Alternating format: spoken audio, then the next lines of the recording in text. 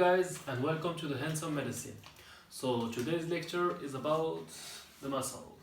I think it's all over the board, so you can obviously see it. I will talk about the skeletal muscle today. Why? Because this is a muscle that most men wants to grow, because they can't grow another one, you know what I'm talking about, so they grow the one they can. So yeah, I do that too, but not for the same reason, obviously. Anyway, so let's not waste time now, and I will explain. I will talk about like some histology, anatomy, and biology, so you understand what's a muscle. I want you to, when you think, you can see it, and when you see it, then you will understand. So I didn't want to start with the physiology right away. I said let's start about something that is visual. Anyway, so the embryology. So at the third week of the embryological development, you have the 3 germ layers. It's called the gastrulation. Nothing to do with the intestine, the GI tract, all this shit, or with shit. It has nothing to do with that. Gastrulation is when you have the 3 germ layers. At the second week of development, you have 2 germ layers, for example, the epiblast and the hypoblast. And at the third week, you have 3 germ layers. It's a little mnemonic that I used to remember. Thank you, Dr. Najib. Anyway, so the 3 germ layers are as follow. You have the ectoderm, the mesoderm, meso, anyway, from French to English, sometimes it's complicated, and the endoderm, however you want to call it, I don't really care. So where does this muscle come from? It comes from the mesoderm. This is the notochord, just if you want to know. And the notochord, after you find it in your intervertebral discs, and it's called the nucleus pulposus. In the annulus fibrosus, you have it.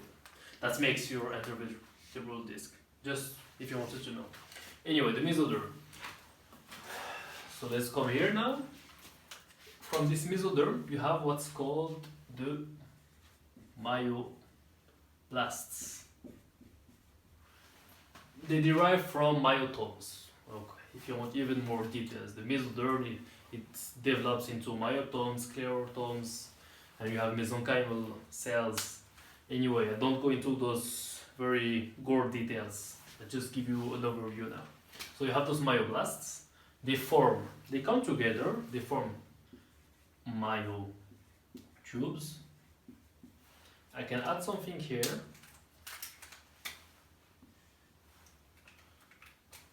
Here as well. Those are called satellite cells. Okay.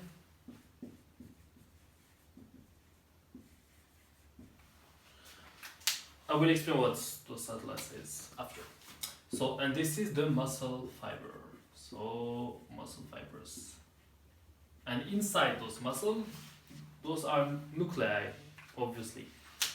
So, a muscle fiber is multinucleated. So, it's important. You can see it here.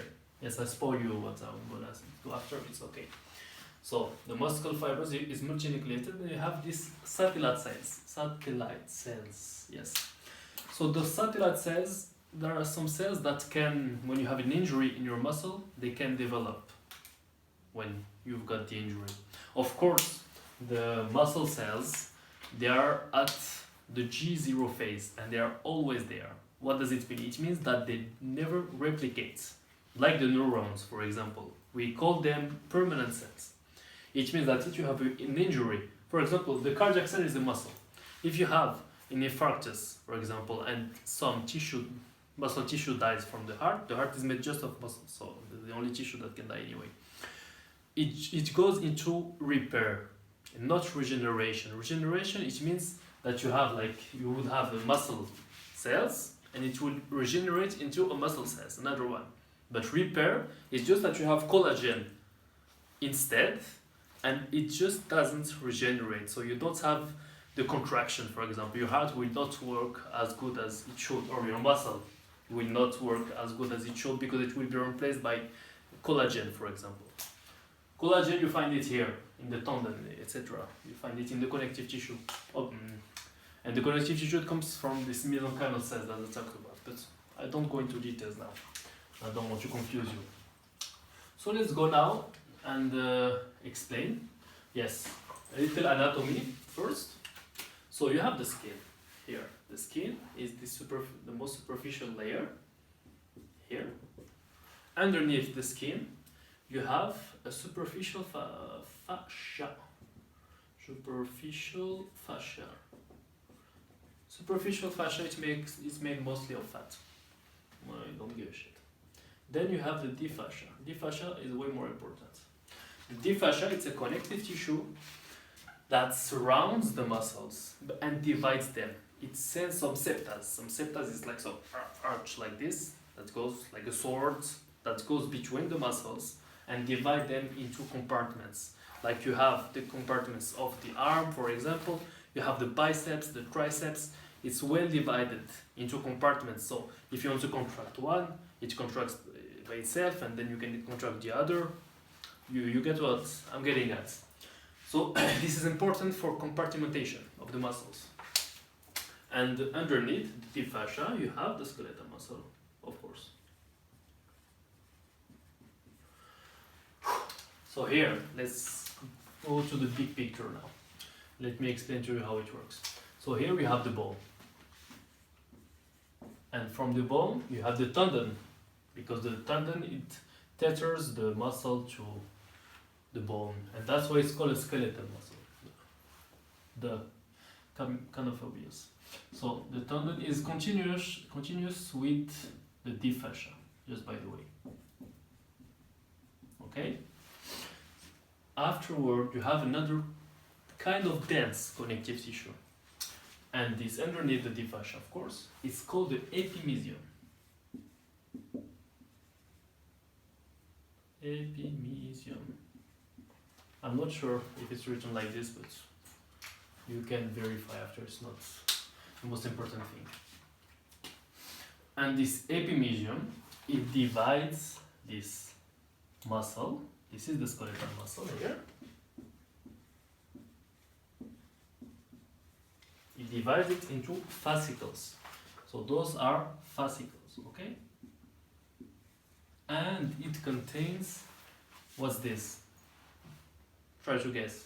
Of course, arteries, veins, nerves, lymphatics.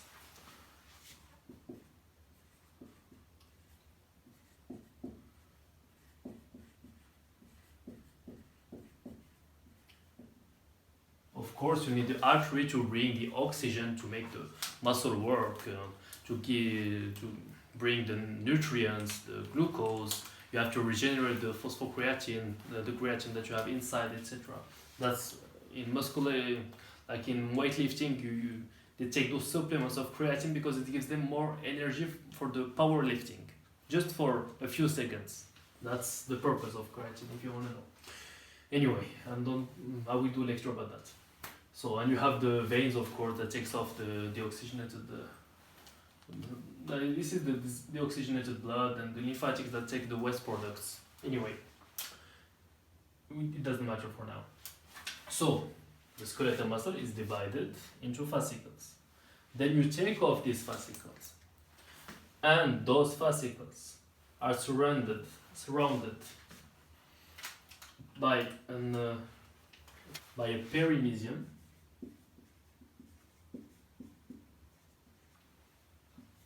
I think it's the right term for that. By the perimysium.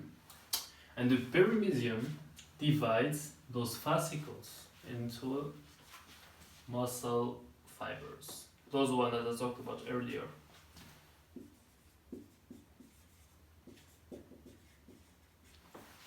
Those muscle fibers are surrounded by an endomysium.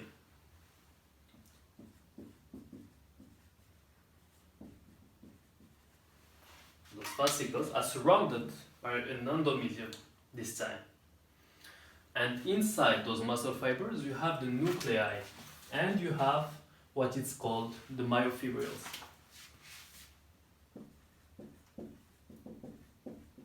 But remember, when we talk about the muscle cell, we talk about the muscle fiber.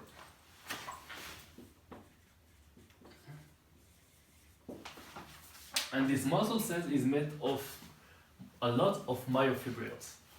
But when you have a nerve that comes here and excites these muscle cells, it excites this cell that is full of myofibrils, and this myofibrils is full of what is called the sarcomeres.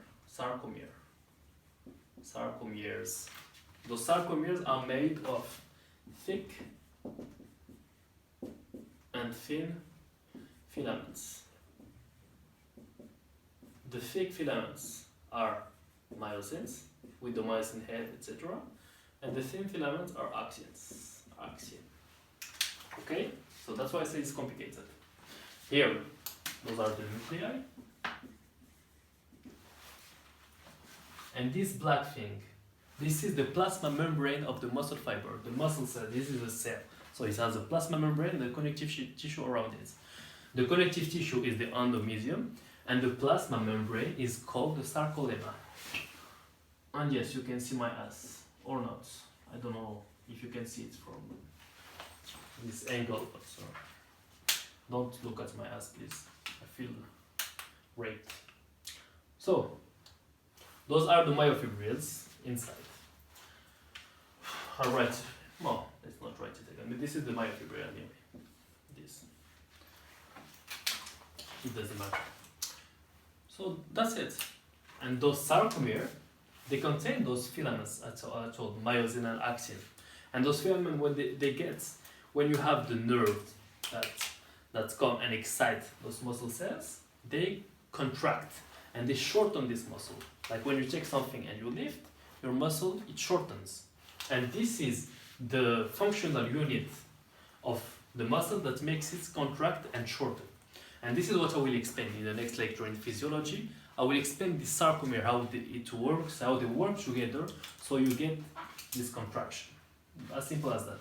And I will tell you that this sarcolemma invaginates inside those cells, and we call that the transverse tubule. And this transverse tubule, it brings the depolarization from the nerves, because the nerve depolarize this cell, and when this cell is depolarized, it contracts. There's a little latency. That's how you have tetani and things like that. Now I'm going into too much detail. This is physiology. Now for me it was a complicated part, because I have a very hard time not confusing all those fucking shits, because yeah, it's kind of complicated.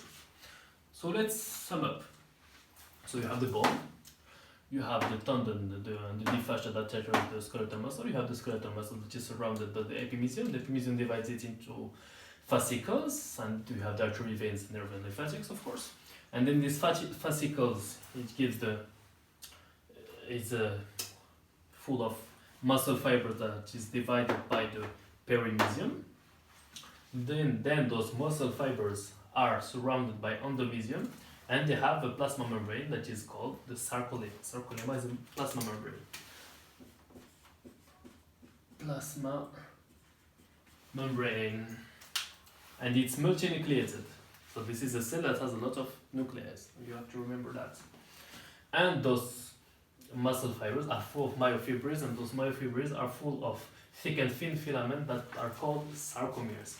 And they have like a striated organization. You have those sarcomeres, they're well organized in the myofibrils. And that's why you call it a striated muscle. Like the cardiac muscle is a striated muscle, it's organized as well.